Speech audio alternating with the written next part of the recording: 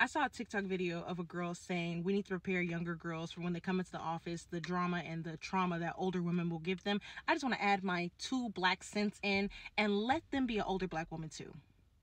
Because I don't know, something about us, the higher we get, the older we get, the more bitter and resentment we get. Because the way that some of these older women will give you hell for being young, pretty, and black. I had not 1 but 3 of them in the same department. Mind you, it was a retail job. One of them was mad at me because I didn't have kids. I was continuing my education. Whenever like the store was dead, I would study. She would purposely hide my notes. The other, she threw me out to the wolves. I had no experience on a register, but she would run to the back all the time, leaving me with the customers, and I had no experience on the register. So from there, I was floundering, baby. I was floundering. And she would get mad if I leaned on the counter. The other one, she'd get mad I asked questions. Mind you, this was a retail job. I wouldn't wish this on my worst enemy, bro. Like, I'm ready to tell my story, y'all. Surviving a black manager. I ain't never endured the kind of mental anguish and frustration I have endured the last 190 days. Oh God, I feel like I could just breathe, stretch, shake, let it all breathe, stretch, shake, let it go.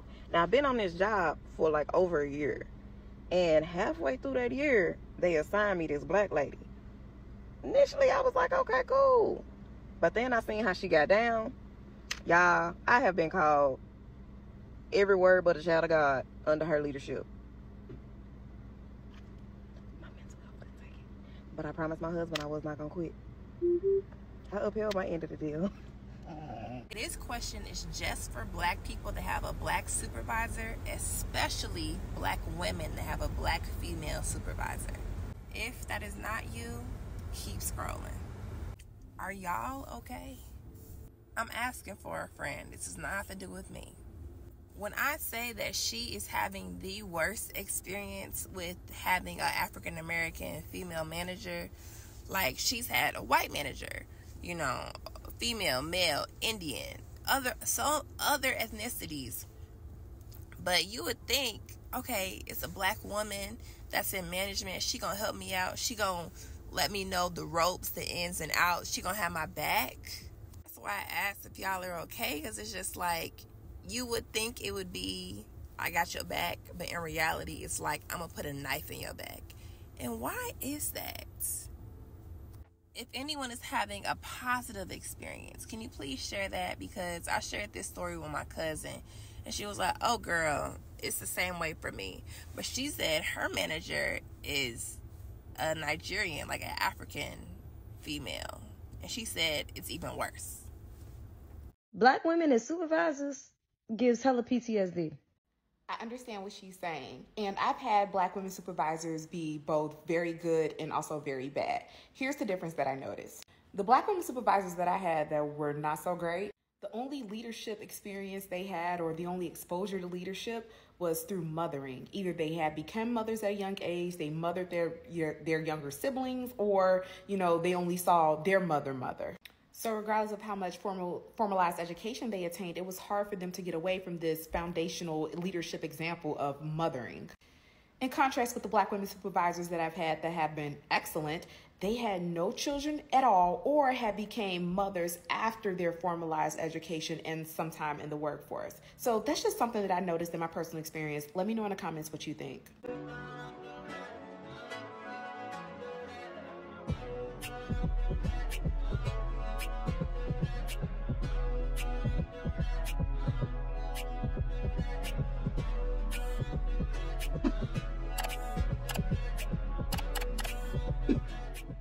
Hey everyone, it's Bree. Welcome back to my channel. I'm back with another video, and I am here with a topic that I feel like I can bring a lot of insight to. So there was a tweet that popped up on my timeline that sparked a lot of conversation online about black women in leadership. And there's basically a conversation happening online about people who have worked under the leadership of a black woman. And you know, some people had not great experiences, some people had great experiences. And as someone that has had both a really horrible experience and a really amazing experience, I felt like I could bring a lot of insight to this topic. So I'm actually going to go ahead and show you guys the tweet that sparked this whole debate. Okay, so we have this tweet right here where this person said, if the boss a black woman, please don't hire me. Actually throw my application in the garbage. LMAO. And when I saw this, I was like, oh Lord, I already know people are about to get upset. And as you can see, the tweet got 10 million views, so people had a lot to say. So this person said, no, this is so very real, and I applaud you for saying this out loud. She said nobody ever wants to address it. Then this person said, not gonna lie, now thinking about it, my last supervisor stared me dead in my face. Mind you, this is the first time we ever met. She gonna tell me I look like I don't want to be here. I said, WTF, I should have known that company was finna be terrible. So this person said, I never had that negative experience y'all talking about, so this just comes off weird to me. Not trying to invalidate y'all's experience, but so many black women having this opinion is just terrible. And here's the thing, right? What I don't agree with is generalizing, right? To say that all black women are terrible as leaders. I think that's a really dangerous narrative to push, because we already have a hard time as black women, you know, being given the opportunities to step up in leadership positions and being trusted, you know, to lead a team and to lead a company. And so when you have your own people saying that, you know, I don't ever want to work under a black woman, it does more harm than good. But I also understand where it comes from, and I'm gonna get into more of that later on in this video as well. But I just want to get through a couple of these just to get a feel for what people are saying. Okay, so someone asks, you know, why do you feel this way? And this person said, from my personal experience, it's always a hostile work environment, almost as if it's some sort of competition. You can only get so good but not surpass them. And I'm not going to lie, I've actually seen people say that, you know, whether it's, you know, black people with black people or just women with other women, I have seen people say that they felt like the reason why they were being mistreated by their manager or the CEO or whatever the case may be is because they felt like there was some sort of competition, and they felt like the person that was in charge of them felt intimidated by them or threatened by them, and they felt like they saw potential in them to take their spot, and so it caused them to mistreat them. I have heard that narrative before. Now, granted, I've never felt that way, but again, I've had my own negative experience, which I will talk about in this video. Like, I'm just going to read a few more. So this person said, no, there's still some great black American women bosses out there. I agree. Don't allow a few bad apples to spoil all of us. United we stand, divided we fall. I agree with that. Like I said, I don't think that it's good to generalize, especially when it comes to us. Like, we already have the world against us. You already have a lot of people that doubt us and that doubt our capabilities, you know, when it comes to the workforce. And so I think that there's a way to validate those who have had horrible experiences without also bashing all black women as a whole. Okay, I have another comment right here that says, a black woman actually did a video on this. She expressed how much pressure leadership put on her, and in a way felt like the company's guard dog. It impacted her leadership style. It can be a vicious cycle because management does make or break a work environment. Again, very, very true. This person said, I swore I would never work under another black woman again. Mood swings, attitudes, and always picking. Then they try to hit on you. Okay, let's relax. Then they are mean and micromanaged. But as soon as they get some constant, okay, this person is on a whole nother level. I will skip that one. Okay, this person said it depends on the age. The older ones typically just have a more strict traditional leadership style, while the younger ones may be a little more passive aggressive or petty.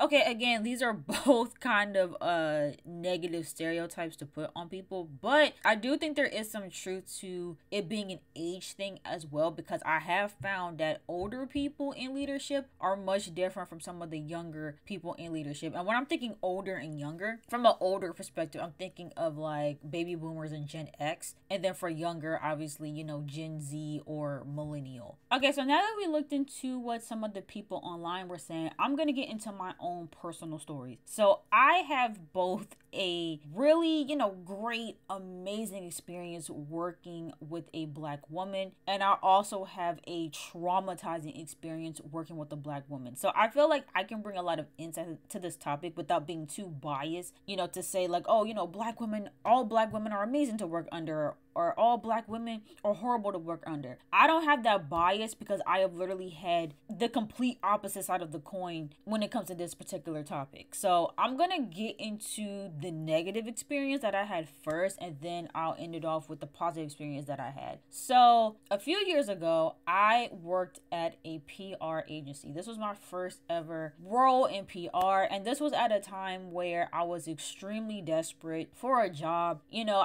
again if you're new here, you know, I talk a lot about my struggles with the job hunting process and how that's just been really, really tough. And so I got to a point where I just was applying to anything that I could find that I felt like I was, for the most part, qualified for. And because I had my degree in marketing, I only applied to marketing jobs. Granted, I would deviate from marketing here and there, but it all pretty much was rooted in marketing. I never looked into like PR or anything that was like communications based, because that's just not the type of field that I wanted to get into. It was something that I thought about in college because it was an interest to me, but you know, I'm an introvert. I don't really like to do a lot of talking, so I'm like, PR, journalism, that doesn't seem like something that I actually want to do, even though I low-key got into a little bit of journalism on my channel. But you know, ultimately I didn't look at that as a industry that I wanted to be in, or a career field, I should say.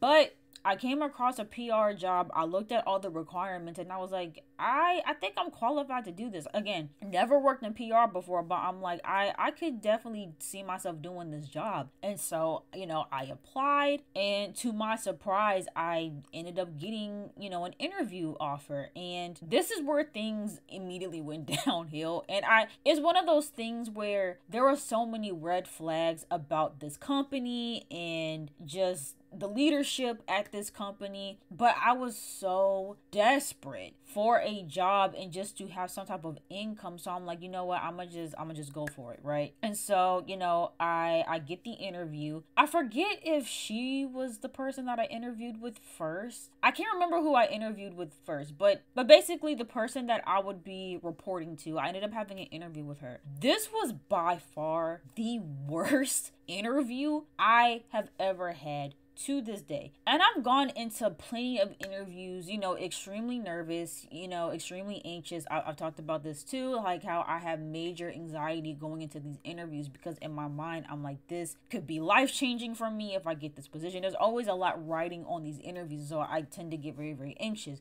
But even with me going into interviews extremely anxious, I'm always able to kind of like calm my nerves as I go along. Like when I enter the interview and I start to talk to the person that's interviewing me, if they seem to have, you know, a good energy and they're very you know, kind and seem really chill, like it starts to, you know, make me calm down. It helps me to bring my anxiety down. I'm able to show up more confidently, and I feel a little bit more comfortable in that space. And I felt that way in almost every single interview that I've had except for this one. This particular interview was so challenging for me because I felt like she just was very aggressive off bat with the questions, and she was also very like direct and very short with me. Like it didn't feel like, because you know how a lot of times when you're in interviews, it's supposed to feel like a conversation, you know, it's supposed to have like a natural back and forth, but it was very, it felt like an interrogation more than an interview. And I think just that type of vibe from her, it made me even more anxious than I already was. And you know, I was trying to be, you know, confident and, you know, trying to give my best answers, but then she started to question and challenge my answers to almost every single question. And she was asking me questions that stumped me, not because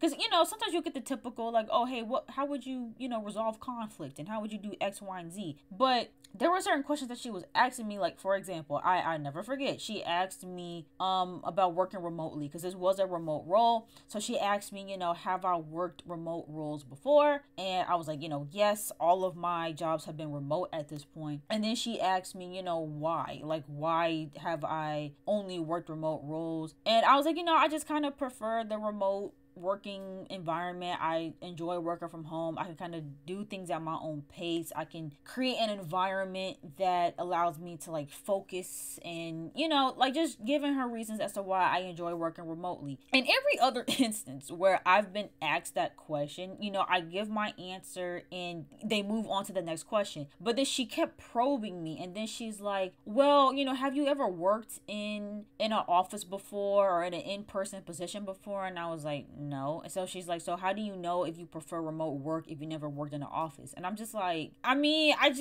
don't and so that's when I started to get kind of tripped up, because I'm like, why is she doing this? And then at one point she was like, you know, so what are some of the things that you do to stay focused in a remote working environment? And I was like, oh, sometimes I'll like, listen to music. I'll have like a checklist on my computer, on my phone, to help me stay on task. And then she made the comment of, oh, so have you ever worked a job that didn't allow you to listen to music? And I was like, no. And so she was like, well, you mentioned that, you prefer working remotely because you like listening to music, but you've also never been in an environment in person where, oh yeah, because that's what it was. She asked me, was I ever in a scenario where I was like working in person and I couldn't listen to music? And I was like, well, no. And I think at that moment, that's when the interview went left, because she kind of just gave this blank stare. And that's the other thing too. I don't remember her cracking a smile throughout the entire interview. And it made me so uncomfortable. And so when you're creating that environment where you're not being friendly, you're not smiling, you're questioning every single answer that I give you, it starts to become very overwhelming. And so I think I just got to a certain point where I kind of just shut down, and I don't even remember what the last question that she asked me was, but I think I just was like, I don't know. Because that entire interview, I was trying so hard to, again, give really good answers and, show my personality and, be friendly and be charismatic, and she was not having any of it. It's like everything that I was saying she did not like, and she just was not here for. And I just started to feel very low and very insecure, that by the end of it I just had checked out. And I'm like, I don't even know. At the end of the interview, she's just like, clearly you're extremely nervous for this interview, and I can tell that you're not confident, and I'm gonna give you another opportunity to explain to me why you want this job, and I want it written in an email. And again, at this point in time, I so badly wanted a job that I'm like, okay, I'll do whatever you want. And so I wrote this long lengthy email, because also I'm someone that I'm well spoken in written text more than I am verbally.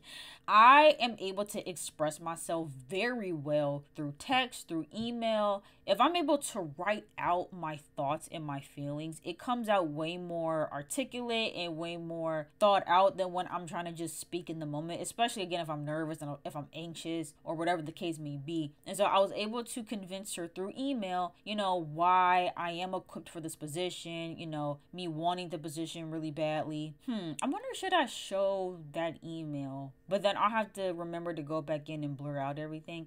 I don't know. I might just I'll keep that private. But basically, it was just a long, lengthy email, just, trying to convince her that, like, even though the interview didn't go well, like, I am ready to work, and, here are my qualifications. This is why I feel like I'm great for this role. And to my surprise, I was pushed forward through the interview process. And I'm gonna just keep everything on my experience with her, because there's a laundry list of things that I could get into with just that entire company and how that experience was. But fast forward to, I am now working at this agency, and it's essentially an internship, right? I'm a contracted intern. That's all I've ever worked, is an internship. And so, I start the internship, and the first month, maybe 3 weeks, I said the first 3 weeks were cool in terms of I felt like it was a pretty good working environment. I'm like, oh my gosh, I actually really like PR. I actually could see myself working in this industry for a minute. Everything was going really well. I felt really good about it. I actually enjoyed the work that I was doing. I had enjoyed, learning how to write a pitch and, searching for journalists and, coming up with ideas. I really enjoyed the PR process, and I'm I'm really, really liking it. And then we get to month 1. Because I started the job in January of that year. So we get to February, and things start to pick back up a little bit. And I also want to add context too, that I was not, I was kind of trained for this role, but not really. And I also wasn't trained by the person that I was reporting to, because I was even told too, by other coworkers, that there was a lot of programs that we used that she didn't even know how to use.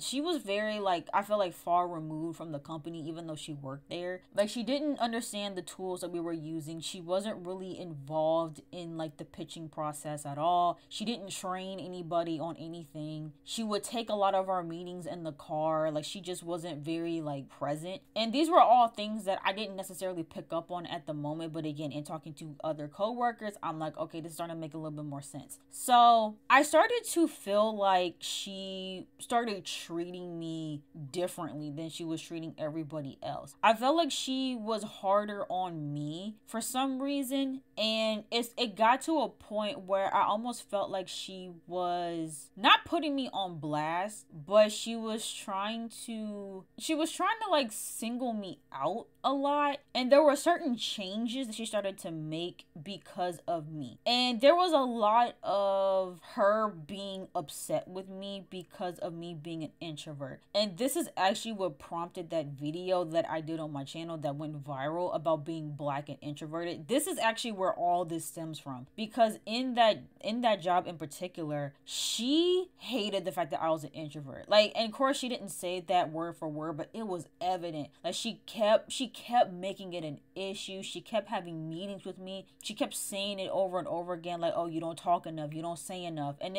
this is something that I've dealt with from the beginning of time. But I think what got really frustrating is that I actually would make the effort to speak and to contribute. But here was the frustrating thing about it, right?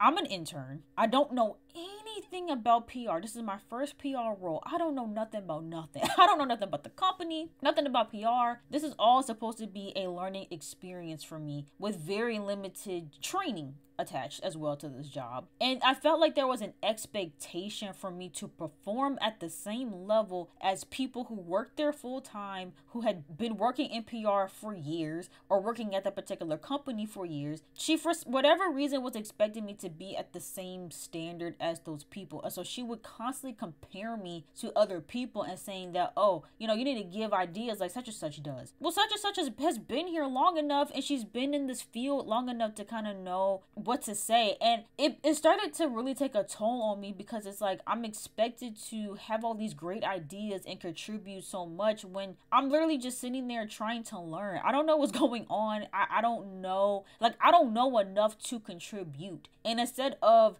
helping me through that and guiding me through that, or just simply giving me grace in the fact that I'm not in a space where I can just, show up and have all these great ideas, you instead get upset with me and you act as if I'm doing it on purpose. Like, I'm purposely not speaking. It's like, no, I don't know what to say. But then it's like, if I say I don't know what to say, then you get mad about that. Or there's been times where I'll try to, find something to say, and then it's like, well, no, that's not going to work because of X, Y, and Z. And I'm like, well, again, I don't know much. So I feel like there wasn't any grace given for the fact that I just lacked a lot of the knowledge that other people had. And just in general, because I'm not an extrovert. Like, I don't really do small talk like that. I don't talk just to hear my own voice. And I feel like because I am someone that speaks, when I do genuinely have something to add, I speak when it's my turn to speak, because that's kind of where I keep it at. That has really bothered a lot of people, and it's caused me a lot of issues in these internships. And it literally got to a point where she was so bothered by the fact that I don't want to hop on a call and talk about my weekend, and that I'm not constantly speaking up in meetings and demanding the attention of the room.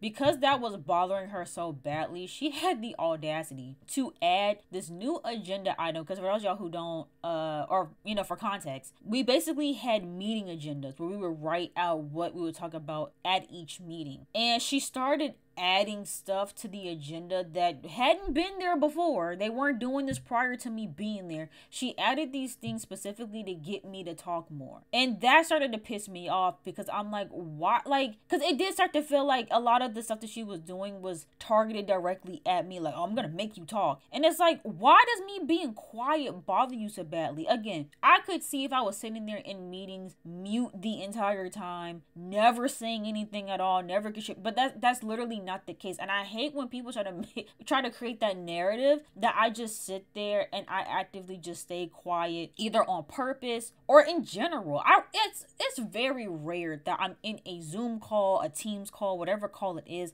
and I don't say anything at all. That's literally like the only time that's ever happened is if I'm in a call with like 50 other people. That's the only time that has ever really happened. But for the most part, I've always had my roles in the meetings, but I'm not the person that's going to control the entire conversation and keep talking over people. Like, that's just not me. And for whatever reason, this bothered her to her core. And so she started adding stuff to the agendas to get me to speak more. And it literally was so stupid because, okay, for context, the meeting agendas, right? It would be like, okay, what pitches are we working on? What pitches are already finished? What topics, are coming up? What are some to-do list items that everyone on the team needs to do? It would be formatted that way. She added a new section on the agenda that had everybody's individual name as a bullet point. So basically she was like, okay, from here on out, everyone needs to bring something to the meeting. Like almost trying to imply that we don't all always bring something to the meeting. Like she literally had like my name. Oh, that's the other thing too. She had the nerve to put my name on top. I moved that thing right on down because I'm like, no, you're not about to, like, you're doing too much. But she had my name on a bullet point, the other team members' names on a bullet point, and she's like, you need to bring either a question or an idea to every single meeting. And I'm like, that we do that anyway. Like, you do that naturally. When you're in a meeting and you have a question, you say it. You have an idea, you say it. Trying to force people to have an idea and to have a question or to bring some trending news just because you're trying to get me to speak more, it was so it was so irritating. But I'm like, you know what? Whatever. So that was like another thing that added to my anxiety every single day because we also had meetings damn near every single day, at least 3 times a week. And on top of me already being nervous to like give my updates and, give the things that I need to give in these meetings, I now have to also stress myself out trying to think of a question that I don't really have. And that's the other thing too. It's like you want me so badly to talk just to talk. Okay, cool. I'm not going to start bringing questions that I already know the answer to just for the sake of having something to say. And that's been me in a lot of meetings. Like, because people get so bothered by the fact that I don't talk as much, I'm now having to say stuff just to say it, just to make them hush about the fact that I'm not speaking as much as the next person. So anyway, that was the first thing that felt kind of targeted, right? The other issue that I had with her was the communication. The communication between me and her was just not great. Like I said, she was always very like, I want to be careful with my words because I know people are very sensitive about using the term aggressive with Black women because of the stereotype. So I'm trying my best not to say aggressive. So I'm gonna just say she wasn't very well, see, I can't say gentle either because then people are gonna be like, oh, so you want her to be soft? And it's not even that, but whatever. She was very abrasive at times with the way that she would ask me to do things, or she was just very passive aggressive. The passive aggressive was on 1,000% with her because I was responsible for a lot of things, and I find myself in these positions with all these companies where I am literally doing the most work for the littlest pay every single time. And I know that's like the thing with internships, but it was ridiculous. And so basically I was also in charge of sending out these like weekly update documents that we would send out to clients of like what we are doing throughout the week for them. And it got to a point where she would go in there and be like, oh, you forgot to do this, or you forgot to mention this. And instead of her just saying what the thing was that I was forgetting to write down, she would have me go on a goose chase to try and figure out what it was that in her mind I forgot to put on these weekly updates. But for me, and I think that's the other thing too that was really insulting, because anyone that has worked with me or anyone that's been in a class with me, just anybody that knows me in real life knows how very detailed and particular I am. I am someone that takes extensive notes. I'm a really good listener. I'm very attentive with meetings and just everything. And so I was always very careful to make sure that I captured everything on this document. But every single time she would find like 5 different things that I forgot to write down. And again, instead of her just being like, hey, you forgot to mention this, you forgot to mention that. She would instead say things like, oh, well, just think a little bit harder about, you know, what we talked about, or, you know, I would check your notes over again to make sure that you didn't miss anything. And it's like, I already did. But to her request, I would go back through my notes. I would try to, you know, scrounge up something, and I couldn't find anything else because I already felt like I thoroughly looked through my notes and dug deep into my brain to think about all the things that we had did throughout the week. So I'm like, I don't really have anything else to add. And then she would get frustrated and she would end up putting it on there herself, which she should have been doing in the first place. But instead, she would try to like play semantics and play like these mind games. And that's the other thing too. She used to play a lot of mind games with me. She used to say things and do things to try and make me think or make me speak instead of just being direct about what it was that she was looking for.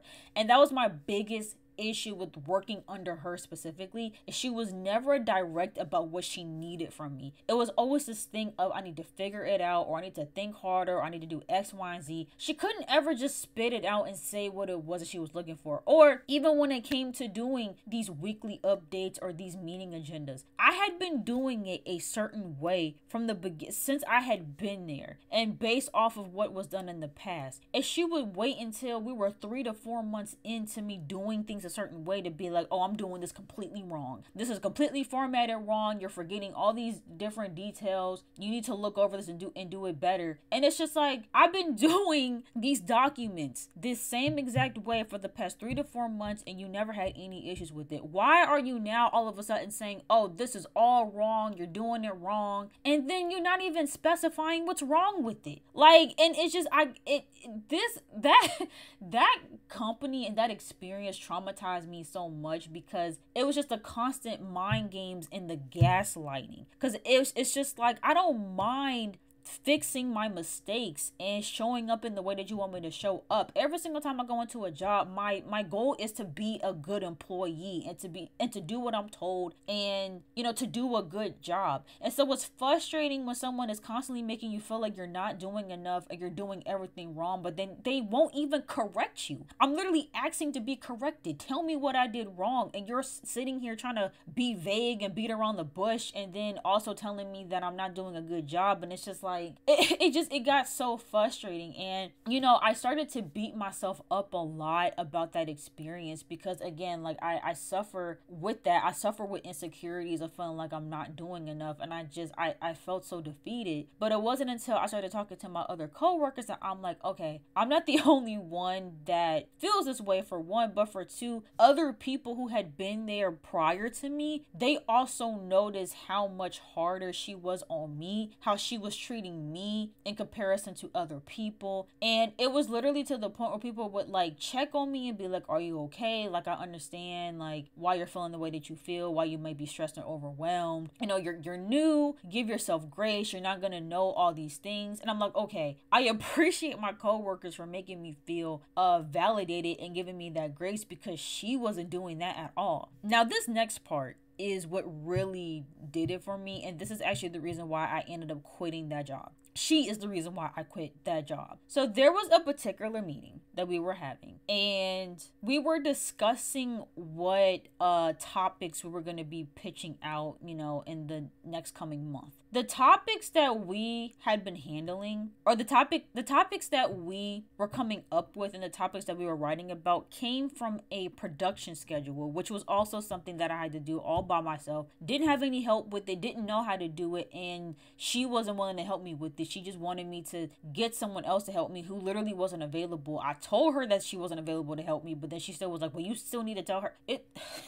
There's literally so much with this lady. Oh my God. But anyway, so this is like around April, I want to say. When is Easter? Is Easter May or April? Okay, yeah. So Easter is in April, or it was in April. Okay, so Easter, April, right? So this was actually like, I want to say towards the end of March, probably, or the beginning of April. I don't know. But we were talking about topics that we could pitch. So again, for more context, we were working with this company that had like their own food items, and we were thinking about different food items that we we can, you know, pitch out for them. So I had the idea of, oh, I forgot about that too. The meeting started off bad. This particular meeting started off horrible because I think she had added like another new agenda item or something, and I wasn't like aware of it in time for the meeting, and she got really, really upset with me because I wasn't prepared for the new meeting item, even though no one on the team knew about it either, but she only berated me for not knowing about it. And so she literally was like yelling at me at the top of the meeting saying that I'm unprepared and I need to do a better job at coming to these meetings prepared. And it got really, really awkward after that, and I just didn't even know what to say, and I was trying to hold back tears the entire time because that's the other thing too. She always had an issue too with the way that I would show up in meetings, and she always got on me about you know, always acting nervous in meetings. But then it's like, but then you talk to me like this, you literally belittle me in these meetings, and then you expect me to just perk up and be okay. Like, no. So the meeting already started off bad. We, you know, get to brainstorming topics for April, and I'm like, hey, why don't we, you know, pitch out eggs for Easter? She then goes, why would we do that? Why would we pitch out eggs? What do eggs have to do with Easter? And I was so stumped because I'm like, is that not a thing? Is that not a, like, Easter eggs, Easter egg hunt? Like, but because I was so stumped in that moment, I didn't know what to say. And again, in that moment, I started second guessing myself because I'm like, okay, maybe that was dumb.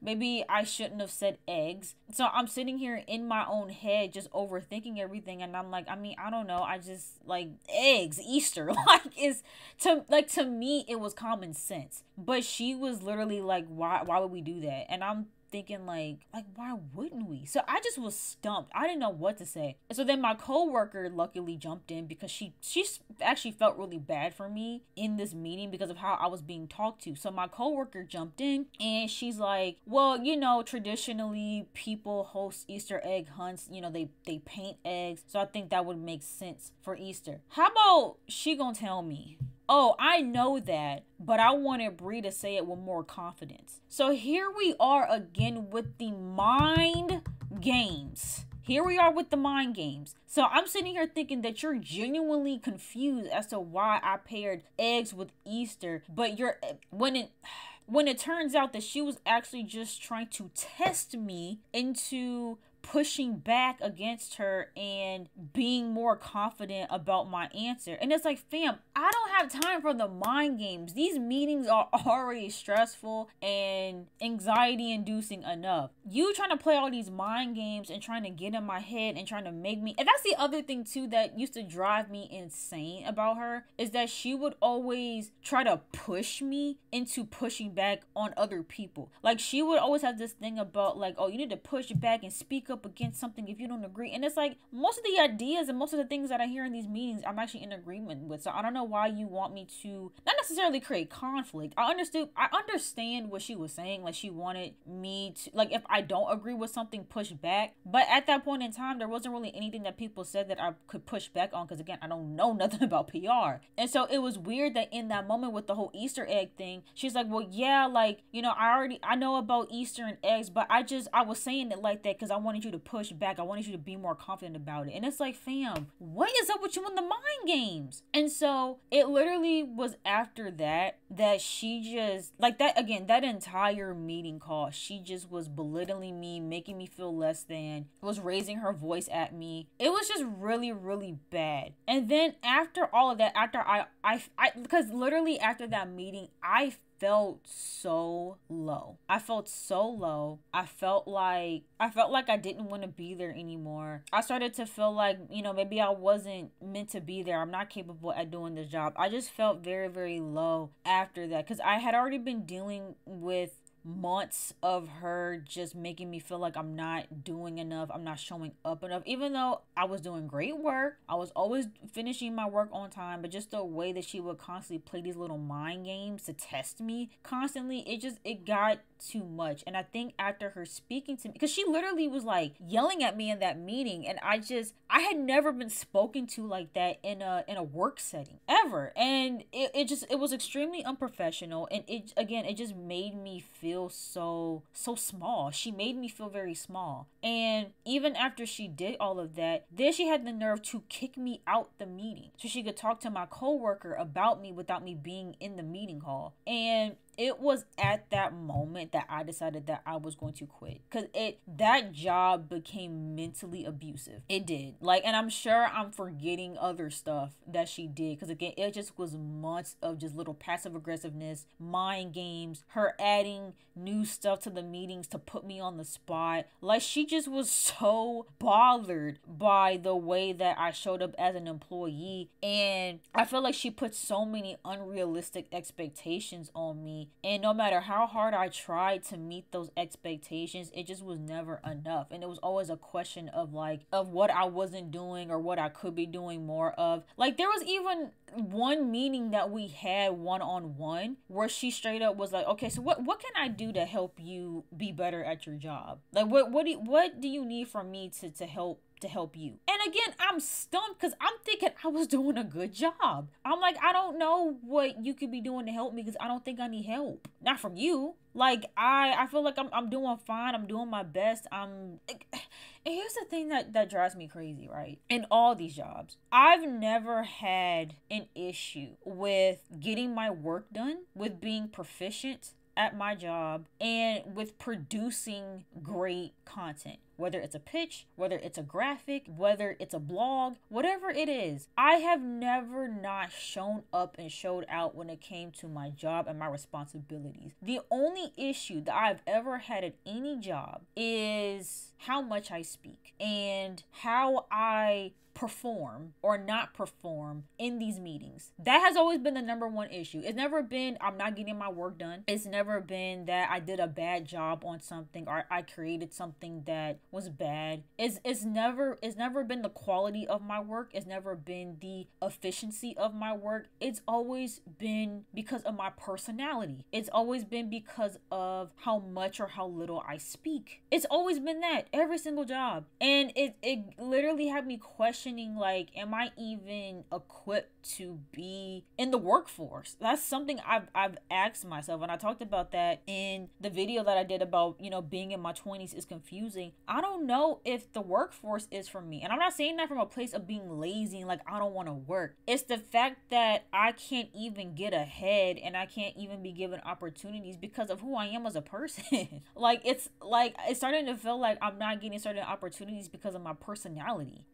And that's not something that I can change at my core. Sure, could I push myself to speak up more? Sure. But I'm not gonna be super animated and oh my god, I'm never ever gonna be like that, because that's just not me. That's not how I show up. And because that's not how I show up, I'm being compared to people that do show up in that way, who are very performative, who, demand attention 24/7, that love the sound of their own voice. Those are the people that I'm constantly being compared to. And it's those people that they get the opportunities or they don't get micromanaged. That was another issue that I had in this job, heavy. I was micromanaged so bad. I'm talking about 9 o'clock on the dot. Hey, what are you working on? What do you have planned for today? And it's just seemed like every couple of hours, what are you doing? What are you working on? Because it was also a thing of, she always felt like I wasn't doing enough. And so she would try to inquire about what I was doing, and she would just add more and more stuff to my plate. And that was a job where I was working past 8 hours. I was constantly working late nights. I was working weekends because of the amount of work that was being thrown on me. And I would always be expected to have it all done by a certain time, especially when we would have these client calls. There were certain things that they would want presented in these client calls, and they would throw it on me at the last minute, and I'll have to sit up until 2 o'clock in the morning trying to finish it. And it got really toxic really fast. Just again, with the mind games, the micromanagement. I even had another coworker that came in and started doing too much. She got upset with me because I wouldn't tell her what I did over the weekend, even though I literally didn't do anything over the weekend. Had the audacity to be like, oh, maybe you should plan something for next weekend so you have something to talk about at the next meeting. It was a lot, bro.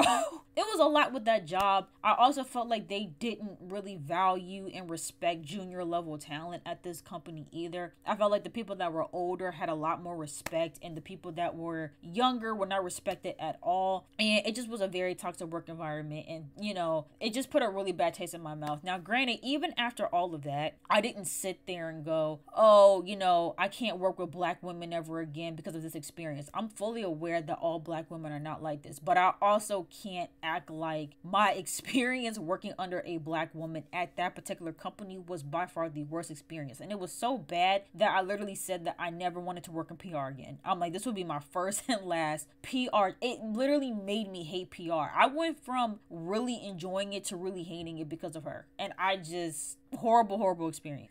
I've been talking for an hour and I haven't even gotten to the positives. I'm gonna have to cut a lot of that out. I don't want this to be a 2-hour long video. It definitely wasn't supposed to be that long. So let me quickly go into my positive experience with working with a black woman. So in my most recent role, another internship, unfortunately, there was actually a black woman that worked at this company, and she was the social media manager at this company, and they were looking for a social media intern. And you know, we were already connected on LinkedIn. We were also connected on other socials, and she actually, I reached out to her for the job opportunity because she had posted it on her LinkedIn. You know, we talked for a little bit. I kind of gave her my little synopsis, and then I didn't hear from her for a while. And then fast forward to a couple months later, she reached back out to me. We started talking, developing like an actual genuine friendship.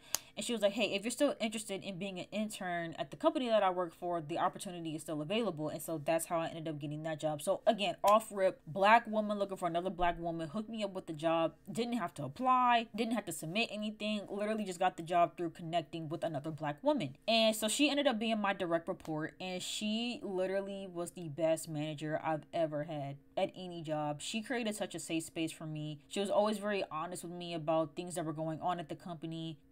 She always looked out for me, always defended me. And yes, I said defended because then I also had the issue of, because even though I directly reported to her, us as the marketing team reported to the CEO. That is another video for another day, because I had similar issues with the CEO that I did at my last job with the black woman. Because so again, it's not just black women, it can be white women too.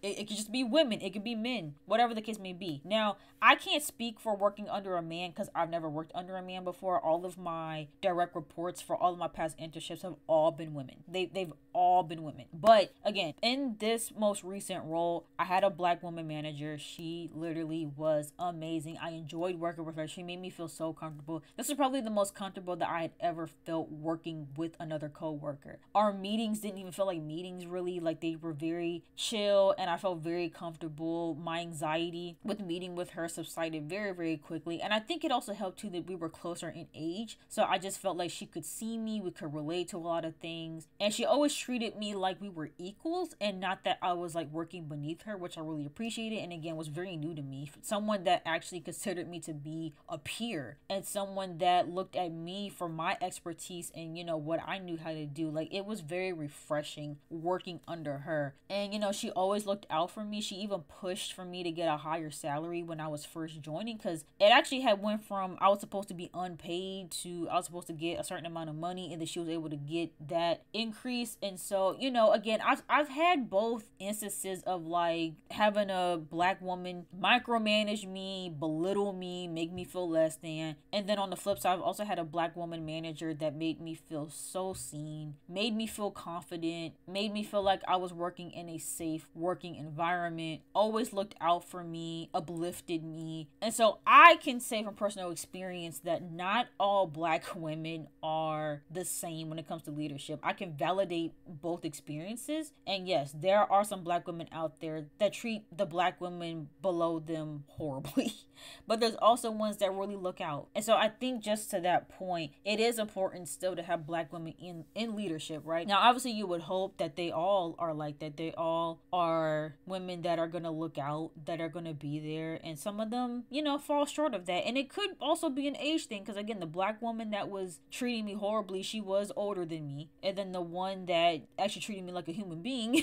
was closer to my age. And so, you know, could be an age thing. thing, or also could just be the person. You know, I think that's what it all boils down to. You can't really generalize because people are different, you know. And so although when I saw that tweet and I was like, I can understand where that person is coming from with like, oh, I never want to work with black women ever again. I don't have that feeling because again, I have had that positive experience. And I think that even if I didn't have a positive experience, I don't have it in me to sit here and say that black women shouldn't be in leadership. But as someone that wants to be their own entrepreneur, as someone that just started a business with actually the person that managed me, like the black woman that managed me at this company, she's the person that I actually started our own marketing company with. And so, you know, I could never sit here and say that black women shouldn't be leaders. You know, as a black woman who wants to be her own leader someday, I do think there's room for a lot of us to grow and be in these roles. But, you know, you have the bad apples that make some of us look bad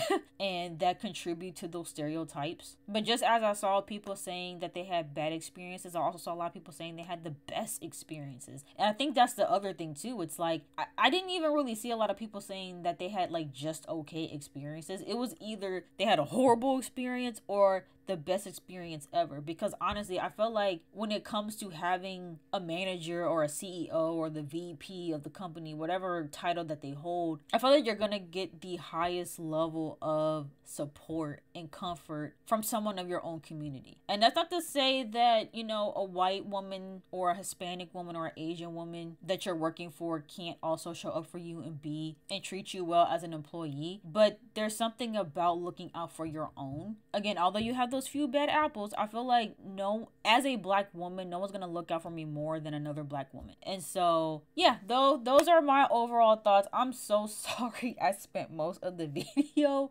ranting and raving about the bad experience that I had, but listen, I've been holding this in for a minute. I've been holding a lot of things in that I've been wanting to speak about. And so if y'all see me just going on tangents, it's because I just had a lot of bad experiences with a lot of people that put me through a lot of bull crap. And I'm just at a point where I just want to speak on it. And I feel like I need to get these things off of my chest because I really did not like the way that lady treated me at all. Again, from her just playing the mind games and then her checking in on me every 5 minutes to see what I was doing, her belittling me, her yelling at me. Again, I don't think I'll ever forget that moment. Being yelled at in a Zoom meeting and it being so bad to where, again, co-workers are checking in on me to say, hey, I see how this person is treating you. Are you okay? If your co-workers are asking you, are you okay after a meeting, something is wrong. And again, I'm glad that I was able to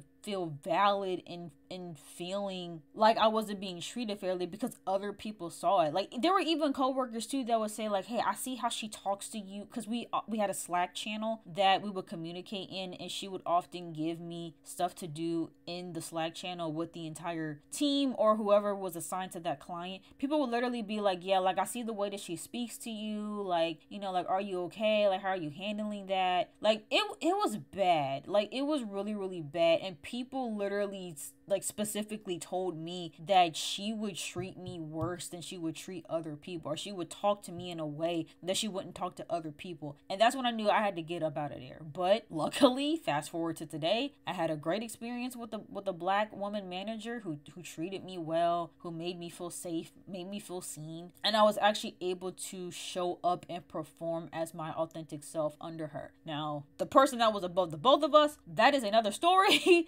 and another video for another time. But yeah, those are all my thoughts on this particular topic. Let me know if you guys have any experiences. As always, keep your thoughts respectful. But yeah, please let me know if you can relate to anything that was said in this video and what your thoughts are about the topic. If you guys enjoyed this video, make sure you guys go ahead, give it a big thumbs up, and don't forget to hit that subscribe button, and I'll see you guys in the next video.